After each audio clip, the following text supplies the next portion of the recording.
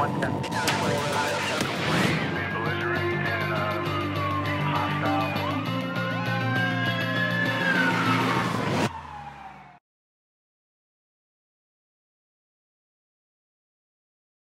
I'm David Roger, General Counsel for Las Vegas Police Protective Association. One of our delegates watched some video training from an outside source and asked the following questions of us. First, can you search a person or the person's belongings when you are merely issuing the person a citation? Stated differently, can you conduct a search incident to arrest when you are not making a custodial arrest? Instead, you are issuing a citation. And LVMPT policy is very clear. And so policy, and it's policy number 5.100.8 only recognizes 4 categories of warrantless searches of persons. This is your policy. This is what Sheriff McMahill will hold you to. The 4 categories are consent, pat down, Terry pat down, search incident to arrest, and personal property inventory. Those are the only 4 categories that Metro recognizes. And so if you're relying on anything else, any other basis to conduct a search of an individual, you may be violating policy. And as we will discuss in a minute, you are violating the U.S. Supreme Court's decisions. And if you do so, this is important, you will not be given qualified immunity because it is clearly established law. So let's talk about policy with respect to search incident to arrest. Policy states, quote, the search of the arrestee must be conducted at the time of arrest or immediately thereafter when the officer deems it safe to do so. The search should be more thorough than a pat down and will consist of removing all items from the arrestee's pockets, shoes, socks, etc. And this is important as well. Personal property immediately associated to the arrestee will not be searched incident to arrest. And so that's a search incident to arrest. You have to have obviously probable cause to make the arrest. It must be custodial, and you must conduct the search of the person almost immediately after making the arrest. So that is Metro policy. That is what you are held to. Any other training that you receive that says otherwise is inconsistent with Metro policy, and Metro policy governs. Remember what we talked about in a recent video. Sheriff McMahill is the king of the hill. He gets to call the shots and tell you what you can and cannot do. And with respect to searching the person's belongings, a backpack, purse, assuming that you have made a custodial arrest, you can't search those items. And that is consistent with Nevada law. And we produced a video concerning that case. And the reason for prohibiting you from doing a search incident to arrest on the personal items of property is that the rationale behind the search incident to an arrest exception to the warrant requirement is that it allows the officer to protect himself from any dangers that person might be carrying and to prevent the destruction of evidence. That said, once you have control over the purse and the backpack and the person is in custody, there's no chance that the person's going to be able to destroy evidence because you've taken the backpack or purse away, and there's no chance that the person is going to be able to obtain some type of weapon out of that purse or backpack because you have control over it.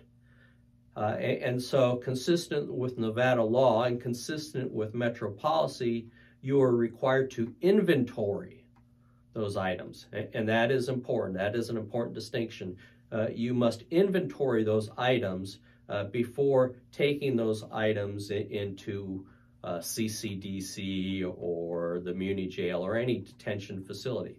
And so if you arrest a person, you may search that person pursuant to the search and incident to an arrest exception to the warrant requirement. And you may inventory the items, and you must inventory the items before going into a detention facility. So let's talk a little bit about the case law, because that video apparently talks about case law. And remember that it is the U.S. Supreme Court's decisions and the Nevada Supreme Court decisions that are important. And so in Chimmel versus California, U.S. Supreme Court decision from 1969, Abel versus United States, the courts recognized an exception to the search warrant requirement in cases where you have made a custodial arrest of an individual.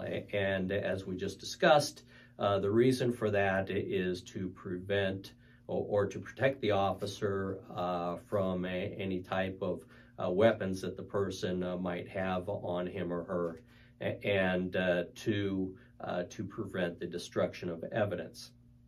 That said, the U.S. Supreme Court in Knowles v. Ohio, a 1998 case, refused to extend the search incident to arrest exception to cases in which there is not a custodial arrest.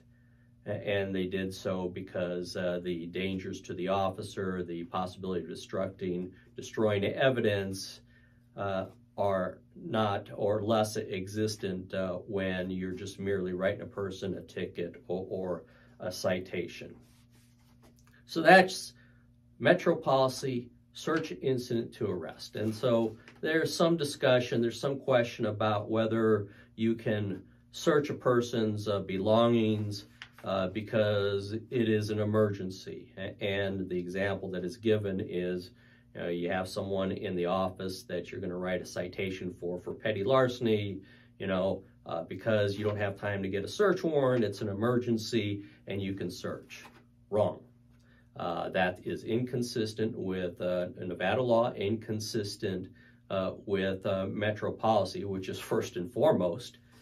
And the case that apparently this person is relying upon is a case called Cupp versus Murphy. And let's talk about that just briefly. If you want to shut down the video right now, you now know what policy says and what the U.S. Supreme Court has said with regard to search incident to arrest. But let's talk about this case dealing with emergencies. And so in that case, which is a 1973 case, a person was in the detective bureau being questioned about a murder, and detectives apparently had probable cause to believe that the person had committed the murder, and looked at the person's fingernails and decided that there may be blood or some evidentiary value to scraping the individual's fingernails.